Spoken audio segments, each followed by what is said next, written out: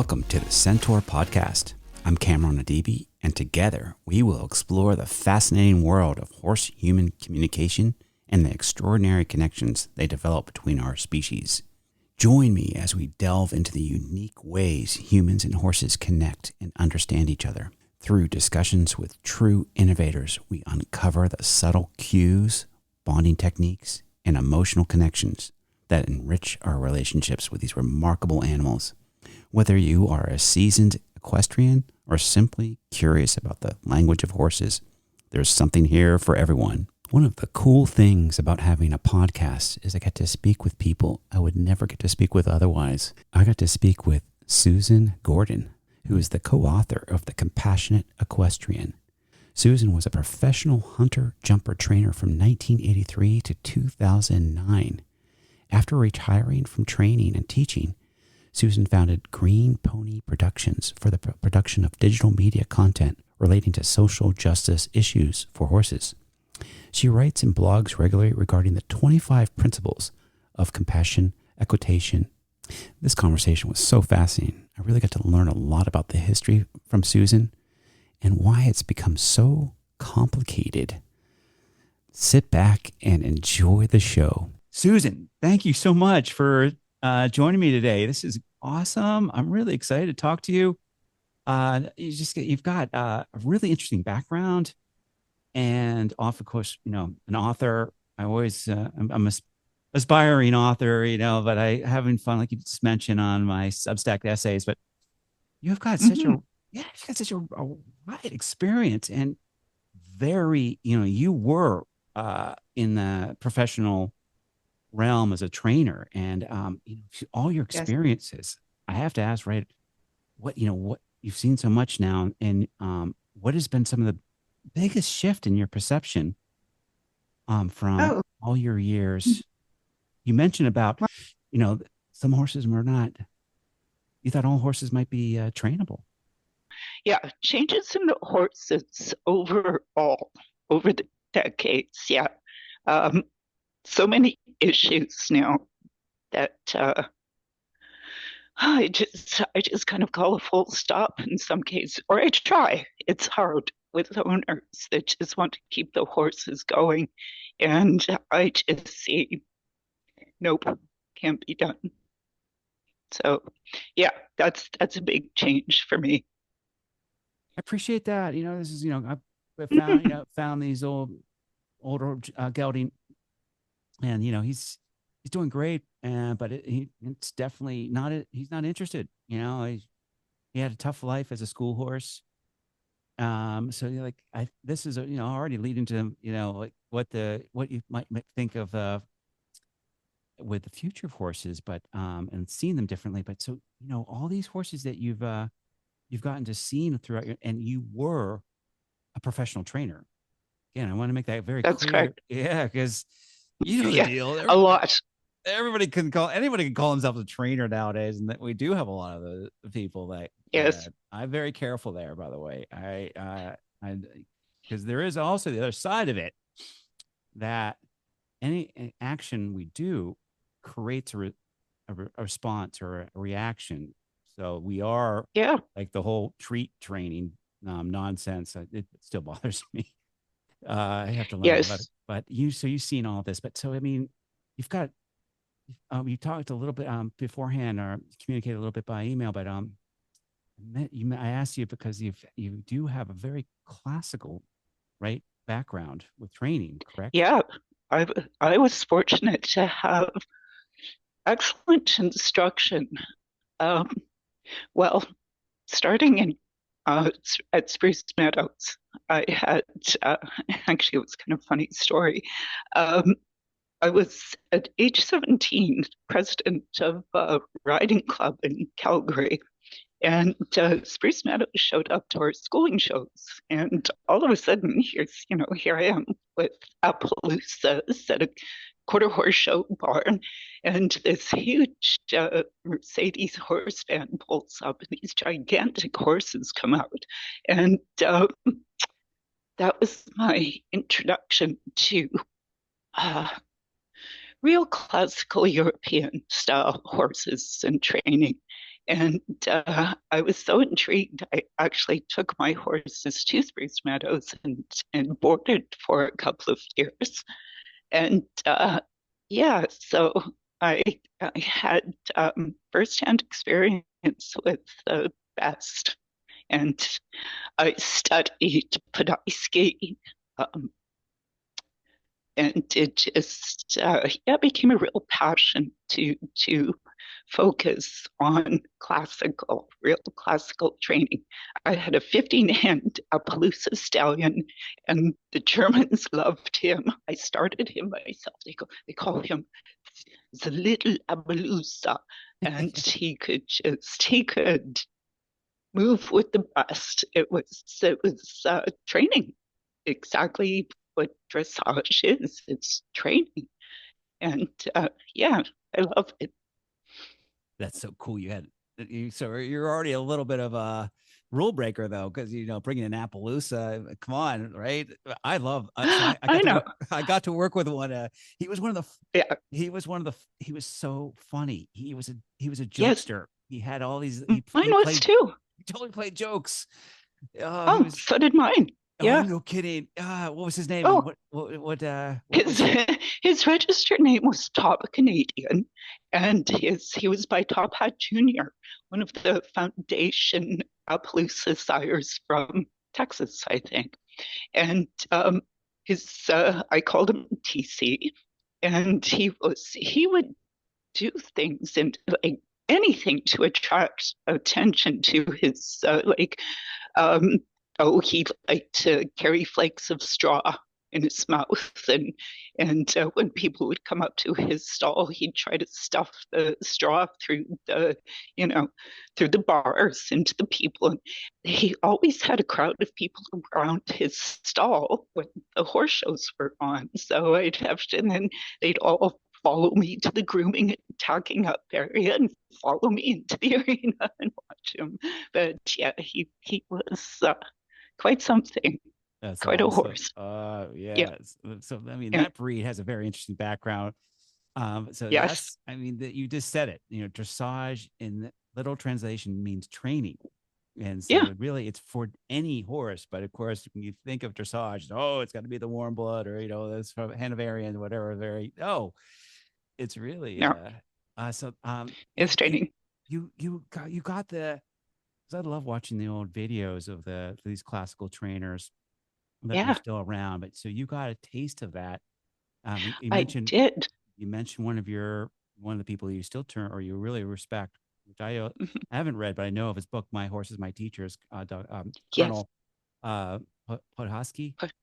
Put out ski. Yeah, And I he was, believe that's yes. yeah, my friend Yeah. Karen had the same kind of training, these military men who were in the Yes. war, and he was an Australian colonel who then went to the Mm-hmm. Olympics, but he was a trainer. And so, but you mentioned how he had the compassion and kindness, which kind of Yeah. ties into your book. So, I mean, Well, there's a lightness. It's all about that lightness, and people are so impressed with bitless riding, bridleless riding, and that's great if the correctness is still there. It's very much it's a process of development so that the horse builds the muscles and the balance and the courage to carry a rider and stay sound through his lifetime, which my horse did. And those, the big warm bloods, which are now bred with this weird, huge movement, are so hard to sit that a lot of people should really be going back to smaller horses. My 15-hand Appaloosa could beat the big warm bloods and thoroughbreds in dressage tests. He was that spectacular, but it was making the most of the movement that he had. So his natural movement perhaps was an 8. So with training, I could make that a 9 or a 10.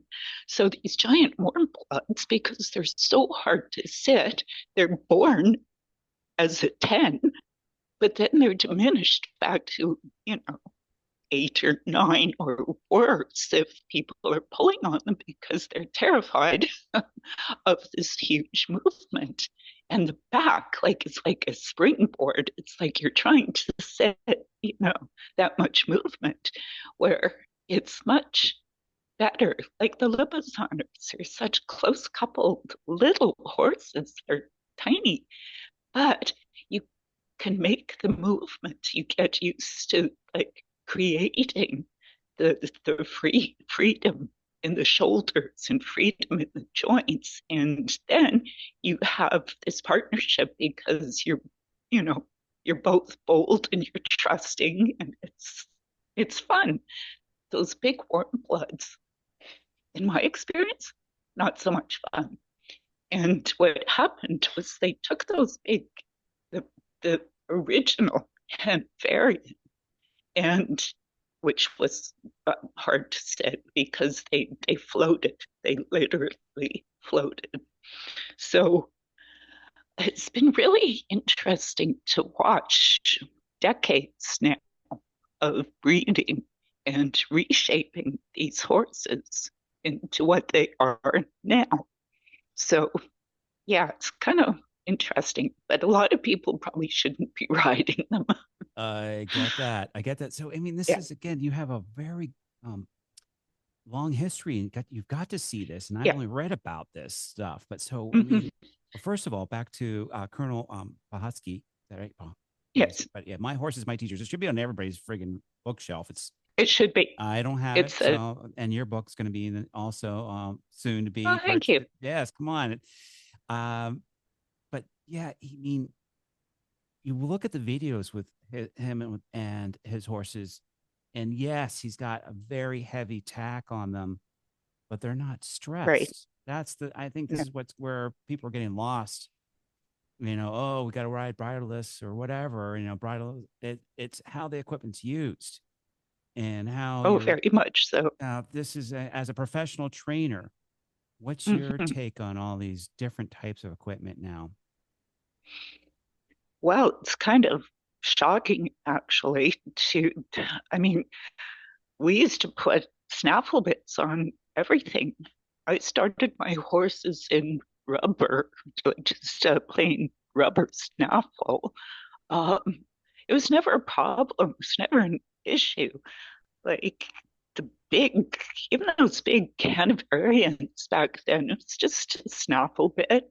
I used to, school my horse, my stallion, in the ring when Albert Clyde, who was Spruce Meadows' master trainer, uh, was schooling his young horses and all snaffle bits. It was just, you know, not a thought given otherwise. But now, you know what I see? Like, there's very particular way of schooling those big warm bloods and a lot of work in the walk and a lot on suppleness, like just suppling the horses at every step. And the rider has to be very active with that suppling exercise. You're not just sitting there. So the athleticism of the rider is directly proportional to the athleticism of the horse. And I think a lot of people think that the horse is going to carry them over, 4.5, 5 foot fences just because it's bred to do that. It's sort of trained. I mean, I see people pulling and pushing and kicking and, yanking horses through turns where it should just be invisible. It should be possible with a snaffle. So I think people have gotten quite impatient and they're trusting that this horse has, you know, generations of super jumpers in his bloodline. So sure, he'll clear the fence, but he's got a hollow back. I see tons of hollow backs, um, disproportionately developed musculature, and um, strange riding, especially in dressage, Yeah. like those big saddles with Yep. a huge knee rolls and things like that. It's don't want to say it's created lazy riders, but a whole different classification of riding that is really kind of coming under fire for its pretty much abject cruelty to the horse. Yeah. It's just not fair to the horse. It's something So happened here. Something so how many so this yeah, is something this is where you got to see because you were so I've all seen it. you brought something up very already a couple of times now about Hmm. these emphasis on the breeds too, by the way. And like Yeah. this whole kind of idea, just and this is ties into your book, Compassionate Equestrian. It's like Hmm. there's not every some breeds are how do you like really start to think about what's the best breed or horse for you and your type of riding in whatever discipline you're in. Yes. Marianne talks about that a lot. So I mean that would be one, and the other one is that again, what happened? What was it? Was it the money thing? What happened with that? From this overcomplication of everything, very stressed horses, Yes. to something that you had. Yes. It was actually, and I'm very careful about. Oh, it's better. We have to go back to, a time that doesn't exist. Time doesn't exist. Hmm. Period. Hmm. But we only have now. Blah blah blah. That's me and my soapbox. But Sure. there was the problems back then when you're starting out your career. I'm sure, but it was not as complicated and much No. more. It was much more Well, simple and a lot more freedom to move. Where now it's a lot more. Anyway, so yeah. two questions: the breed for Mhm. the person and or the horse for the person, as you found the Appaloosa, and then Right. what happened? Why did it get so complicated? Yeah, that's such a good question because it sure did. Well, okay, so when the warm bloods first started showing up, like Um, okay, so we had some trainers with Irish drafts. So the Irish draft horses were classic field hunters imported from Ireland. Um, Fabulous, fabulous horses.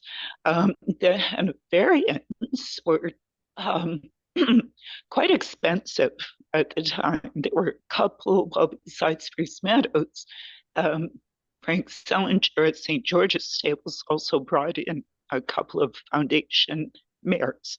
So these were old type Hanoverians.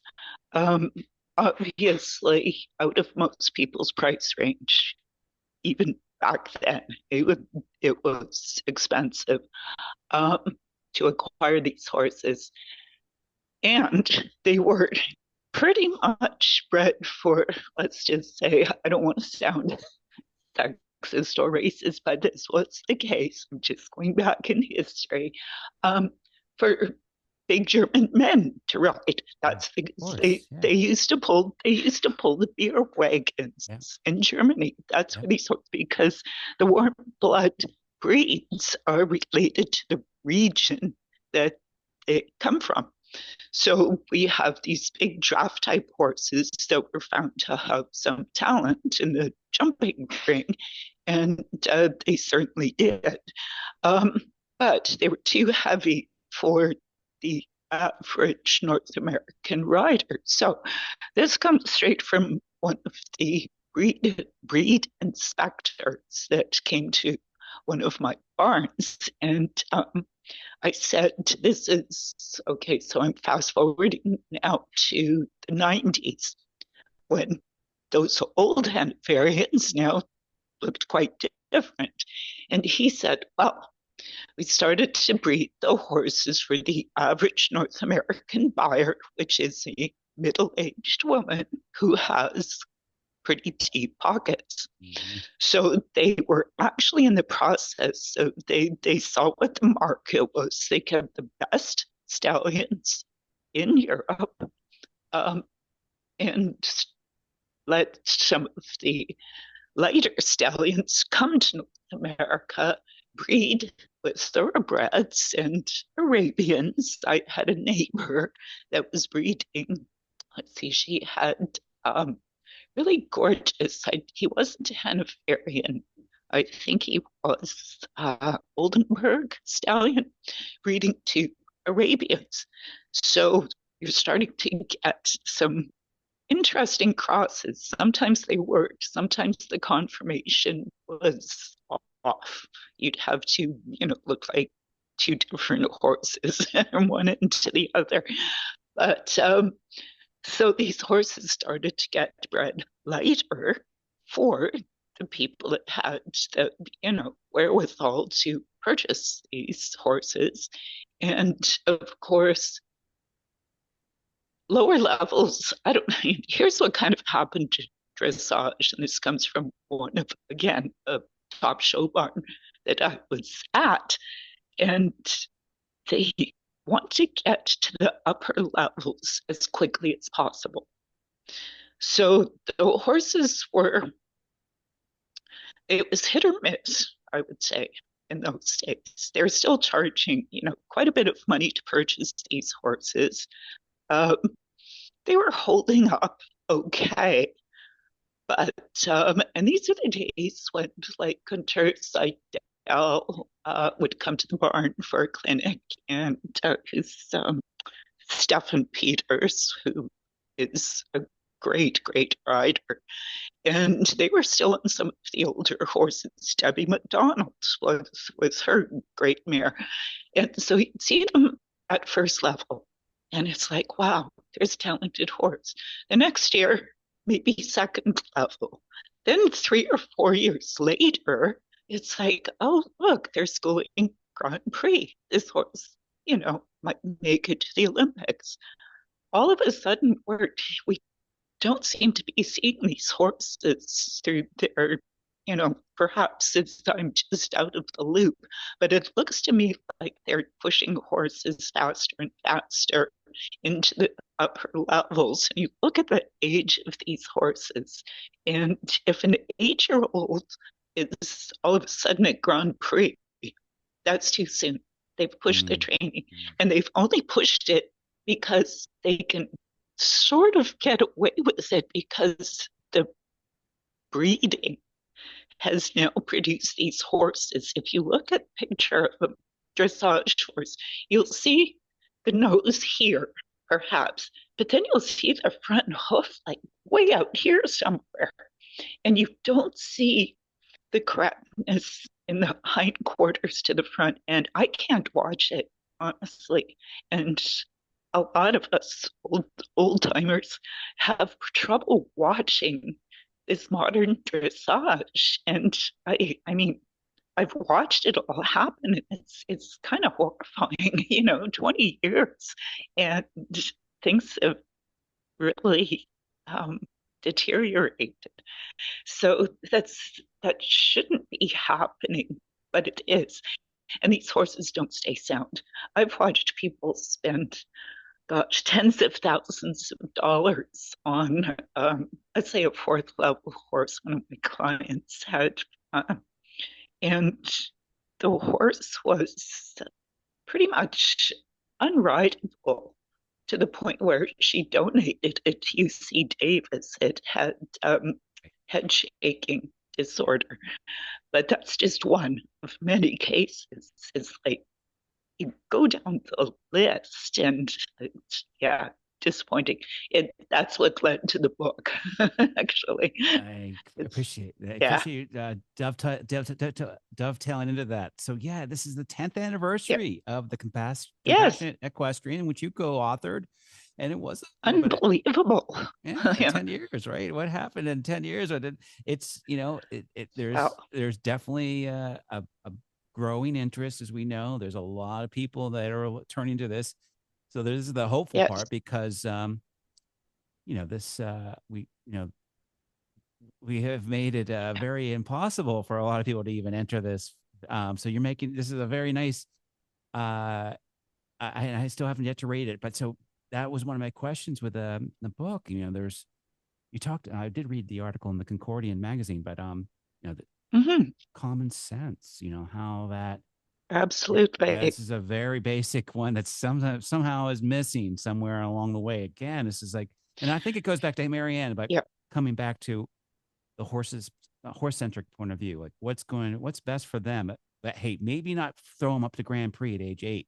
Maybe take a few Yes. years. That's like common sense to me, but maybe not to some. I don't know. But the one that you did talk about is safety, and I do appreciate Yes. you talking about the British Pony Club. I'm going to put a plug for my friend. She's going to have to Oh, it's listen. classic. But Helen Yeah. O'Reilly was one of my early instructors, and she was from Oh, cool. she was from England, and she was teaching British Pony Club here in the U.S. They're you can't find them anywhere now, unfortunately. No. It's so sad. But the thing that I was talking about, that when I was thinking about that common sense, is safety, and that actually led me to think about safety's from the human perspective, it might be a little different from the horse's perspective. And I wanted to ask Well, you that. Yeah, we have our own safety yeah. concerns, but they have their different. And Well, can they be looked at together? well, of course, we know that horses feel safest when they have their herd mates close by. And so when they're separated from the herd, any anxiety or traumas are going to magnify, and they can happen quickly. I mean, some of the most frustrating things taking horses to a show is that all of a sudden they're separated from their friends. Um, my Appaloosa colt loved going to shows. He was such a ham that he would, he'd get quite upset if he was getting left behind. And he was one of these horses that you had to literally hold him back on the way to the trailer because he would jump in and scare the other horses. He was like a dog that wanted to go for car rides, right? So he, but he, his comfort zone was being people. I think he thought he was a dog. He was just so much. He was such a pet, but he loved people, and so you could. He was, even though he was a stallion, he was just one of the safest horses to be around. He was started properly. He was probably weaned a bit too early because he was shown in hand as a 6 month old colt. So, but his manners were perfect. Uh, Absolutely, you could tie him. Like I said, he was almost too easy to load in the trailer. You have to say, just wait a second. Right. And, but I love horses like that because they're so trustworthy.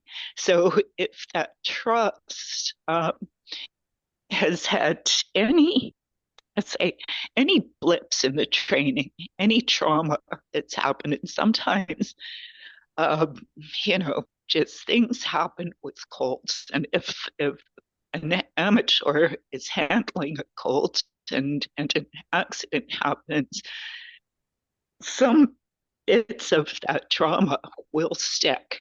So you really want uh, your horses to have a good, safe start with a professional that obviously isn't going to hang them from a patient's pole, so to speak.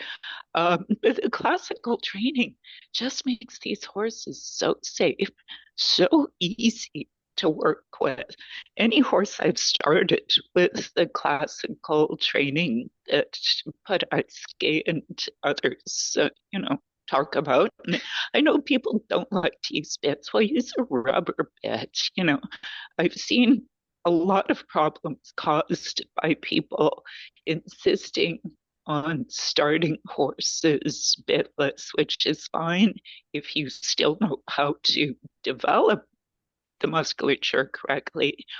And but sometimes the pressure points in those knots that put pressure on the horse's head, I've seen horses pretty much flip over Mm. by putting too much pressure on the wrong part of the horse's head, and just that just sets the horse up for pretty much a lifetime of being re-triggered into any of those early mistakes or accidents. You can kind of patch them over, but if a horse has had a safety related accident.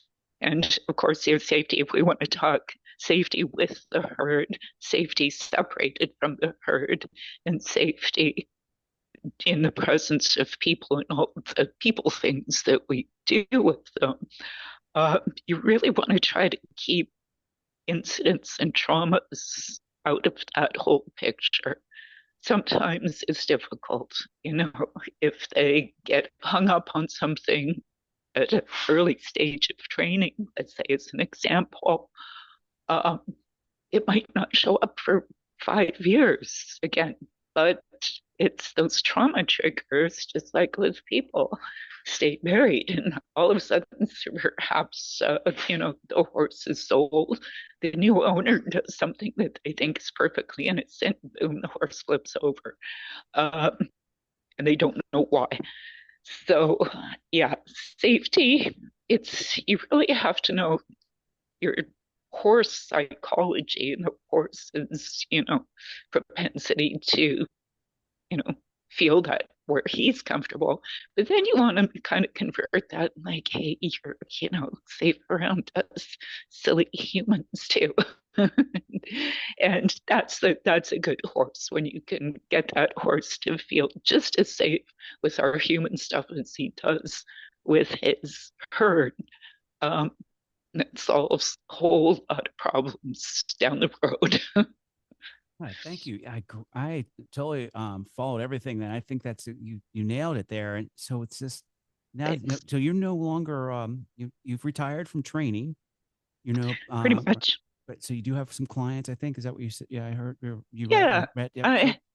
So you're not training anymore. So a couple things here. One is that Mhm. especially with this Appaloosa, I just got a picture of him. Now you have to send me a photo of him because I will send you a picture thank of you. him. I Yeah. might have to post that too if you don't mind. But Yes, it, absolutely. it's he was a real gift. That's what I found. These horses they show up for us right when we they're They there, do. right. So this is the part that one of the reasons I started this podcast. It's like there's Yeah. and you mentioned there's a two-way exchange, but this horse has a lot of gifts, but he also got a little bit upset when he was pulled away. Like, how can we go? Like one of the things I always see is like people try to train their horse without any. And I was curious what your thoughts are about when you are doing active training, you know, like having another horse in when you were doing your exercises. Did you do that kind of just to help them if they were getting a little bit more anxious? Did you have ways to work with them? And the other one is that uh the real question is because this is important. And they're like, again, like anybody off the street. Now we got the online gurus. Everybody off the streets calling Mhm. themselves trainer, and I'm very Yeah. cautious. Again, very cautious of that. But again, we do have a real responsibility because we can also reverse whatever good training. What is a good trainer? That's the question. What's a good trainer? Exactly. Well, that's an excellent question. And back in the old days, it was reputations usually through apprenticeships. And I still actually put a lot of value on apprenticeships. And I'm seeing, these days and my region, we have Jonathan Field and Josh Nicol and Tick Maynard, um, all from British Columbia. And these guys, they're all good trainers. They're good, well, Tick and Tick rode jumpers. Tick still rides jumpers. He's He just just won one. another I just saw another I know. I'm guys so excited for him. he's The last unstoppable. time Yeah, he's amazing. And right. if you knew his family, you would go, yeah, yeah, that's exactly the path that he was set on. The last time I saw him in person, he rode in the Grand Prix in Vancouver, and his dad was there. His dad is Rick is like a legend. He and his wife So Jen I mean used to do horse show was photography. so they had Yeah, a, they a still lineage there, just like a breed would. So there's but so absolutely they've what makes him such a good trainer? What do you think? his he's got like so many of these guys. There's an inherent talent And uh, they, well, of course, Tick just basically grew up on horseback. I'm not sure about the other guys, but what their parents' influence were. But they're good riders. So you watch them, and their horses are happy. Their horses do, what that rider is asking him to do without it looking like a battle or difficult. Or, I mean, Tick literally won a Grand Prix the last time I saw him, and his dad was so excited, and Tick was excited, and it was just this beautiful, smooth ride. And I thought, he's got some future there. It was about 15, at least 15 years ago. Um, and Josh has kind of come up through the ranks, and he's just starting to make a name for himself. But I can see he's from Alberta, and you see these guys. And I know he's grown up working cattle. He's come through the whole cowboy thing, and he's got this deep philosophy that is probably part his and partly what he's picked up that works with, because most of the clients are ladies, right? Middle-aged Oh, I just ladies wrote a with Substack horses. about being the only Yeah, guy. I'm always the exactly. only guy. It's the same in your part. Yeah, It's the and same in your region as well. Then, it is yeah. like these cowboy guys, and I'm watching them and I'm going, because, I don't have my own horse to demonstrate with now. So I've kind of left myself because I wrote the book as a retirement project and I don't have my own horse. So I can't go do all these demos and stuff like these guys do and show off the Liberty work and all the cool stuff that I used to do with these horses. Otherwise, I'd be like, yeah, it's okay. I'll be famous online with my horses too. It just didn't exist in my time. But so I think they've used the social media marketing to create a following, but there's an authenticity to the fact I look at them and go, yep, that's a good rider. Anybody in their field, their peers, without the cameras, without the social media, is going to say, "Yeah, that guy can ride. He can work a cow. He can start a colt. He can win a jumper class." And so, if you take those guys and then they can actually teach on top of it, that's great. That's it. There's a lot of excellent trainers who don't have the social media skills and the online following and all of that. So for people seeking a trainer, um, I mean, I think it's good to connect with some clinics in these guys, but you can't. And I watch what happens here is, despite the fact that these guys are good horsemen and these ladies go to year after year where they go back to their clinics, their weekend clinics and stuff. But then they go to their backyards and they try to recreate what they've learned. And I'm seeing a lot of huge mistakes and issues with horses that shouldn't be happening and probably wouldn't be happening if they were under steady supervision. Yeah, this is So you did write about shared this with this is a real yeah, danger. What trying to learn everything yeah, online, yeah, and not having that real direct experience. I appreciate that, yes, and I think that is kind of what's a big problem right now, and that leads to lack of common sense and then yes, unsafe scenarios. But so I yeah. mean, back to you as a trainer. Did you like? There's this Italian guy I really like who does some things that are. Mhm. I find that like he takes the saddle off, it takes the tack off the horse Yeah. and this lets them have free time when they finish in the indoor Oh, arena, so yeah. they can just be. That's what I was Oh, I would wondering. do that all I the mean, because time. I Yeah. see that a lot, that people just put one horse in an indoor arena and just do their dressage tests and everything, and then training, blah blah blah. But it doesn't look enjoyable for the horse. That's why Yeah. I'm asking. I wanted to know what your thoughts are about Oh, training yeah. with Well, the mind. Yeah, yeah. Go ahead. what I used to teach my clients is that, okay, you get off your horse at the end of a ride and just let them look around, let them decompress, walk around, strip the tack, let him have a roll if he wants to. Like, I would never, if I could stop them from just, going straight back to the barn. Also, a lot of them would stay on the horse. Like, let's say they'd have a 45-minute jumping lesson. Then they'd, be hacking around, chatting with their friends for another half hour. So you see this really, really poor, tired horse. And they're, oblivious to the fact that the horse is probably exhausted. And, it's like, and at a show, people would sit on the horses for hours watching Mm, a class, watching other classes. And it's like, just be aware that just get off, let the horse decompress, take the tack off, and hand walk. What I gosh, when I was, when I had that Palooza colt, I was 16, and I wasn't even allowed to show him in junior classes because juniors couldn't show stallions. So I had to take him as a 2-year old and 3-year old straight into open classes, which was fine. But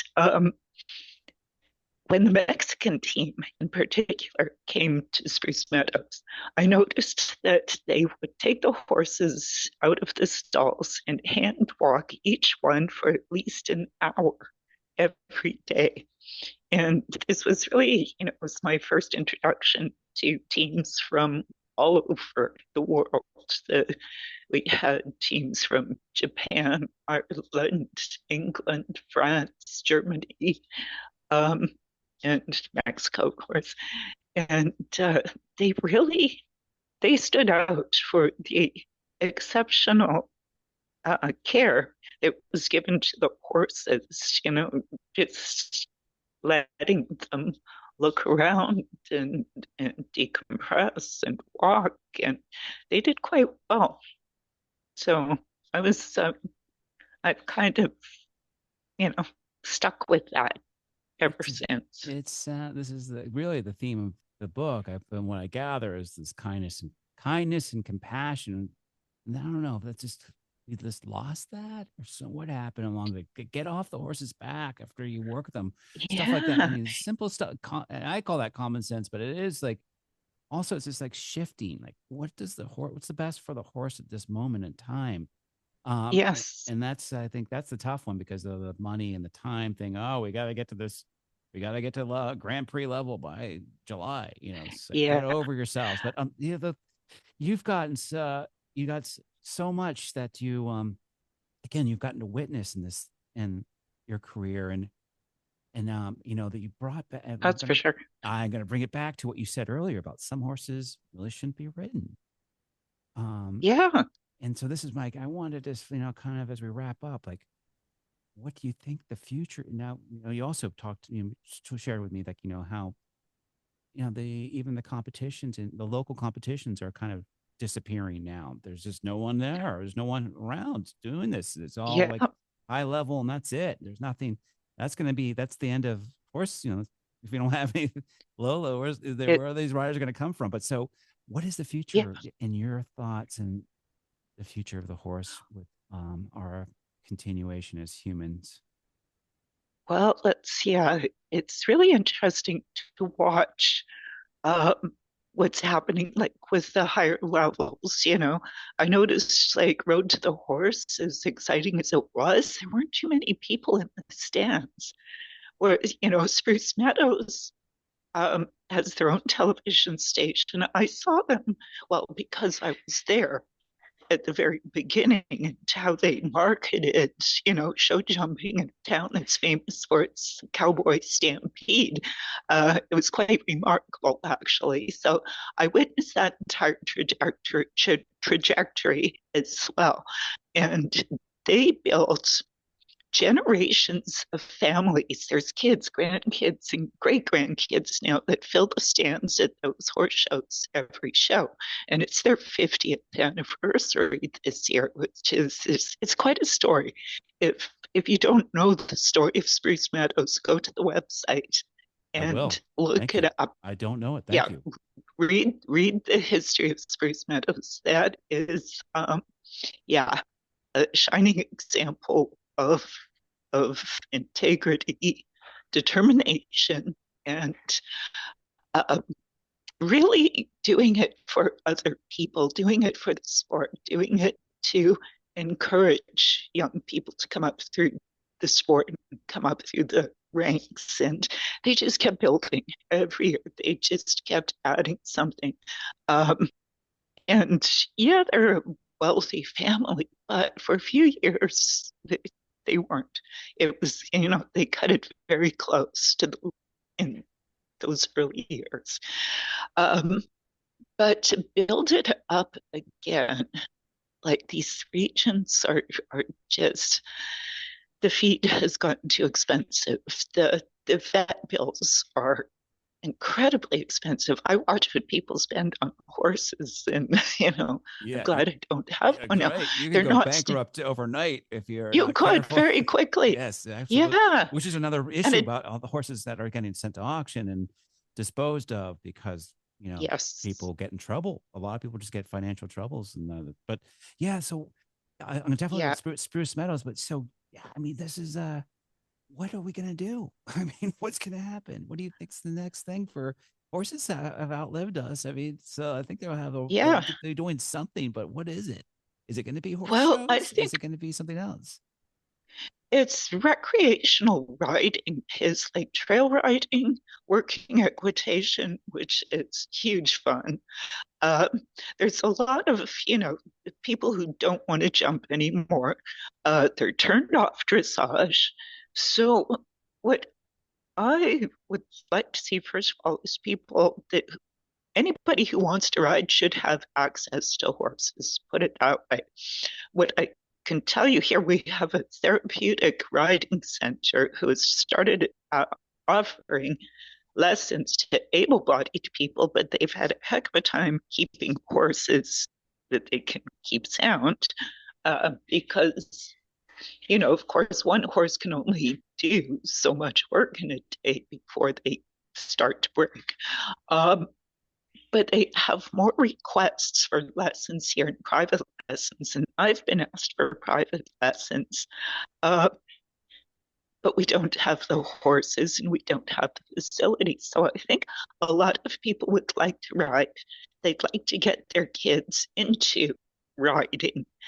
But people with horses, we have liability. We have horses that don't stay sound. We have horses, a lot of what's happened is intergenerational lameness and illness now from this whole other category of GMO feed.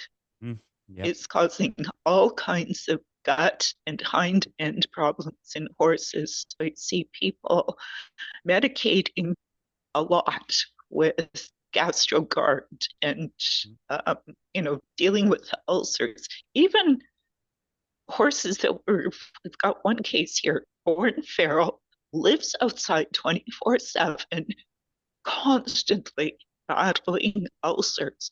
So Oh, now he's been put on the medication for ulcers. But once you stop it, the new research shows that there's a 90% recurrence rate. geez. And so if you keep going back to a product like GastroGuard, eventually the same thing happens with horses that happens with humans on ulcer medication because it's the same. I forget the scientific name for the substance that keeps it at bay, but it starts to leach minerals from the bone. Mm, So now you have these horses that have weakened bone conditions. You have these intergenerational gut problems from feed that has been genetically modified. And so we have this huge issue. And I think awareness is part of the problem. But I see a lot of these lame, sick, and unrideable horses are still going to the auctions. So, on one hand, we have more people who want to ride than we have rideable horses, and we have more horses in the system than people who can train them properly. But we're having issues keeping those horses healthy. So there's this big gap, huge It's gap in the it's kind of industry. a it's also kind of a perfect storm scenario you just described. So Yeah, it's gonna something's gonna have to give here. It's gonna be interesting, yes, again, and then again the show world, they're putting themselves out of business. Is what's happening, and I don't see it they lasting. are. It's not Yeah, going to be there if they can, because there's no one coming up behind them right now. Nobody, there's no wood, that's so it's going to be gone, and that's the that's problem. Like you exactly mentioned true. too, that there's fewer and fewer farms and fewer pony clubs. So Yeah. what is next? I still think there's something happening, and I'm very optimistic in my little naive bubble. Well, But you know what's yeah, here's what we're going to do with the fall fair here. And this is, I was judge at the show that, well, this past fall, where we had to cancel all the English classes. We had these kids that came and wanted to barrel race, and that's pretty much all they wanted to do. And I did a musical quadrille that people really had fun with, but it ended up being all Western. mm, And I have a former student who's now a professional reining trainer in mm, Scottsdale, and she's working her way up into big time, big time reining. Like Elle Dunning comments on her posts now. oh So wow, okay, she's worked so that and she's got youth clients. So the quarter horses, the Western events or perhaps it's because of Yellowstone. I don't know. oh yeah, yeah, right. Taylor Sheridan has The shown off show, some of the yeah. top reining when I first saw it. And I said, wow, those are like real reining horses. That's amazing. Um, but there is kind of a resurgence in Western. I actually started riding Western Oh, no again. kidding. And All so, right. yeah, All so right. one of the Good job. horses I work with is Arabian horse, and they're so versatile. You know, he's like, I can spin him, I can stop him. So That's it's awesome. fun. Yeah. And so you get people back on smaller horses, quarter horses, Appaloosas, ponies. I mean, a lot of Yep. ladies who are, Yep. you know, like, stop thinking you need a 17 two-hand warm blood. Go get a 14 two-hand quarter horse or a halfling or something small that is not going to scare you half to death. You know, Exactly. I've asked my clients, I said, they go to try a horse. And I said, did you cancer him? Oh, no, but we're going to buy him. And I said, well, you know, if you're not comfortable, even in a trial, like cantering this horse, you can take him for a gallop. How do you think this is going to go once he's in your backyard? It goes backwards really quickly. So you have to have these horses that are going to give you confidence, you know. And I think there is the possibility that, okay, so this is my experiment. I'm creating classes that, okay, let's call it cowgirl equitation. So these kids that want to barrel race are going to have a division because they're kind of, you know, yank, pull, kick, a little bit rough. So we're going to do barrel race or equitation where they have to show good form. So we judged like an equitation class, and then they can run their speed classes. And if they win both an equitation and a speed class, they'll get a special prize. But they have to show us good form first. So I'm creating all of these Western classes that are conducive to better learning in equitation and kind of like sneak classical principles in without them knowing, kind of. And, you know, give them the opportunity to create some good style with, you know, barrels, pole bending, and flag racing. And we're going to have a whole cowgirl theme show. Good job. So That's great. All right, I want to hear about that. yeah, I'm going to and try to replicate that even because I work with a lot of I kids. But yeah, this is yeah, a yes, this. you do. They love the whole cow. I mean, I'm using cowgirl because Yeah, I suppose cowgirl cowboys are welcome, yeah, of right, course. exactly. And Come on. it's like, but if you look at like the Cadillac, I was kind of inspired by the Cadillac Cowgirls um, sale where all the horses are trained by ladies, Mm, and they've built a huge cowgirl culture around the Cowgirl magazine, yeah, the right. art of the cowgirl. Yep, And so there's this subculture that people kind of love it, yep, yep. So it's got, and it kind of follows the Spruce Meadows model of Uh-huh. create a culture, Yeah, create something that even if people don't ride, they feel like they're part of that culture. yep. And I think that's kind of what we have to do with horses to pull people back into it. Fully And agree. I fully agree. That it is. It's like this kind of just kind of local, inviting, very uh yeah, kind of simple, just way to invite. Yeah, that's welcome to all. yeah, Susan, I don't think we're going to have to continue this, but I'm going to sure. just want to let people know where to find you.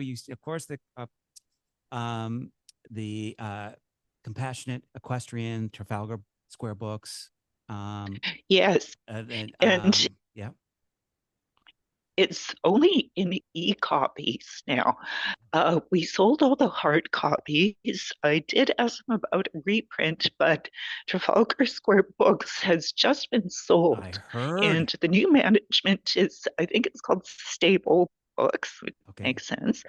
Um, but so the future is kind of interesting. I should send you a hard copy. Send me your address, and I will Oh, mail you one of what? the Okay. last few copies from Thank my you. bookshelf Oh my, back there. that's so kind of Um, you. Thank you. yeah, and um, so yes, e-copy for sure. Okay. Through Trafalgar Square Books, which they still have their website up, and you can message me through our Facebook page. I don't have the website right now, Okay. but our Facebook group, the Yep. Compassionate Equestrian, is an open page. So, yeah, definitely appreciate some likes and Yeah. interest on that page. And who knows where if things start to pick up again and there's more interest. And I said the hardest part to convince people was chapters 19 to 22. Okay. So Thanks. when you, yeah, yeah, that's still a hard part to get people to um, think about what happens to the full life cycle of the horse. And Yeah. I'll leave it at that. Nobody thinks about the the what's after you finished your career with a horse. Nobody thinks about that really. Hardly anyone I know. That's right. There's a couple people I know, but rare, As very rare. horse people are the worst for that. They are Actually, terrible. I it's mean, you would get yeah. hung at you'd get just banished from your community if you said, "Oh, I'm going to just Mhm. dispose of my dog now. I no longer need my Right. dog." They're like, Yeah. "What you're doing? I don't want to talk to you ever again. That's terrible." But nope, well, horse. Oh, Yeah. I'm going to sell it. Horses. Yeah. Oh yeah, that No makes problem. sense. it's Yeah. it's so bizarre, but it is kind It of is. it is a very big commitment. That's why I don't own a horse. Huge. I'm just, it's Yeah. you gotta really be ready for So that commitment. You've got to be ready to those vet bills and all this. These. It's yeah. a big endeavor. But hey, I would love to take it. Maybe talk to you another time, and we have some more stuff to Absolutely. share online. And Sure. just want to thank you again for taking the time. Yeah. You're most welcome, Cam. And send me your address, and I'll send you a book, and I'll send you a picture of TC. Thank you. I love that. All right. Yeah. I hope to talk to you again soon. Take care. Absolutely. Take care. Thank you Bye. again. Thank you for joining this episode on the Centaur Podcast. I'm Cameron Adibi again, and please check out my website to learn more about what I do at CameronAdibi.com. That's CameronAdibi.com. I hope you enjoyed this discussion and gained some valuable insights. Don't forget to subscribe and tune in next time for more engaging conversations. Until then, take care.